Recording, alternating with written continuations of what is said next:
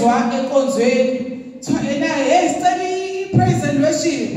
uyabo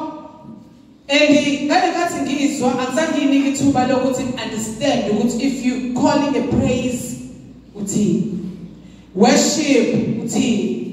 and ngiyazi bakuthiwa senzeni present seyisikhathi praise and worship hayi vele kuvumbuka ikwaya noma i-worship team nayo nje basibiza nge-worship team uthola ukuthi understand nakhona uthi kuthiwa i-worship team le kodwa makubuka futhi ikwaya nje lena why to worship team so lamagama siwabambe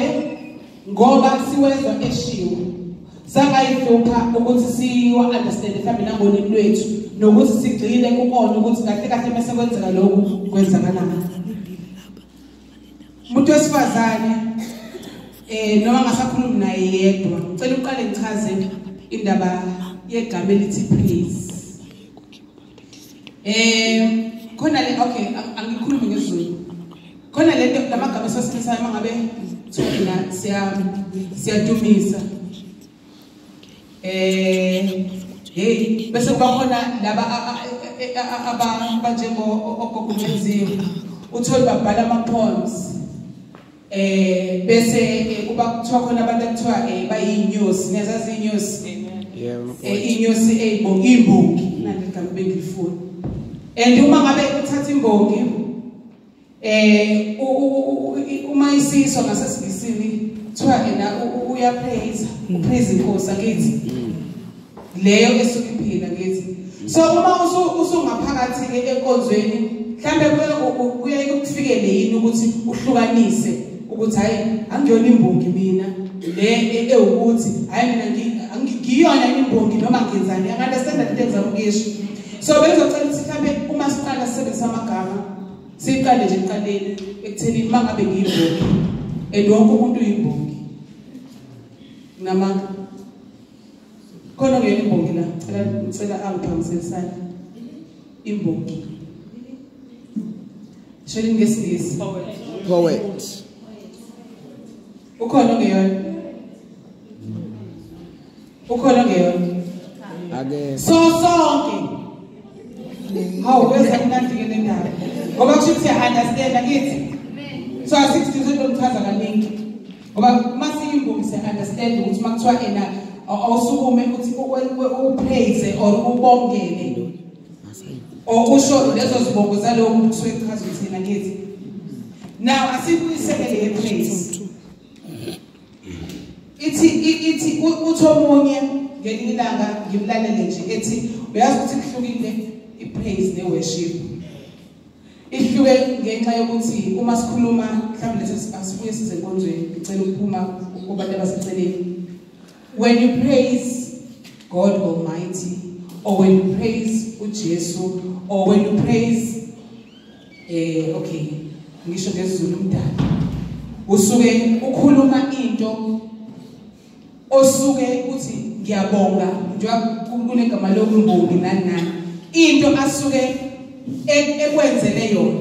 awuvela usukeleke upraise ungazange ubone ekwenzele izinto nyayizwa into ngishoyo so when you praise ingoba uthi usamhlawumbe noma upraise uma uthi ngosami ngiyabonga manga ungithengele icathulo ngiyabonga manga ukuthi okay ngiyabonga Nkosi ukuthi uhambe nami ngiyabonga ngokuthi uprovideile la becabanga ukuthi angisenalutho ngayibona senginokudla I praise you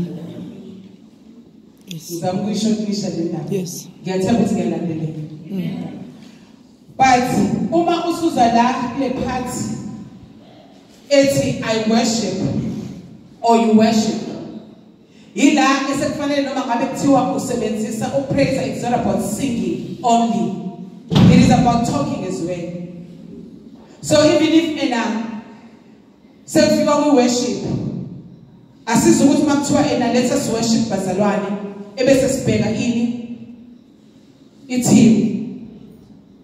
but sizo understand ukuthi uma kuthiwa worship or when a woman worship or yes umuntu esifazane worship kusuke kuyinto esisuka ngaphakathi ekujuleni kwenhliziyo ukuthi noma ngabe anginazi icathulo I worship you, Lord.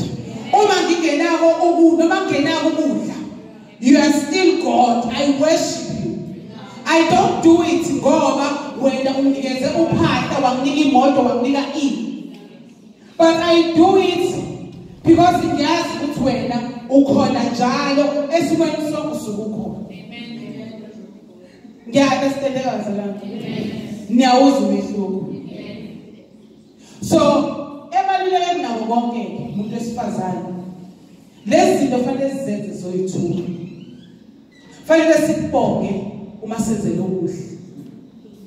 Siphinde futhi sidumise. Ngokudumisa ukwenza like kwabanye manje uyamdumisa umuntu obayibathi umenza abe famous. I think kusafana nalama ngikhuluma ngedumiso ngoba naye makithi uNkulunkulu ngimthanda ngingenawo ukudla endlini manje. Kodwa ngisabonga igama lakhe. So umenza vele abe famous ukuthi nomunye obengakuzwanga athi hoyibo njani uNkulunkulu azafuna ukusondela ngoba efuna ukwazana noNkulunkulu owenzele wena isimanga isingaka. Uyayizwa leyo? So indumiso is all about that. That is why sometimes ngiyevele kusuke bese ngiyahlulela uma ngizobona umuntu makuthiwa it's worship time abese eyiqalazela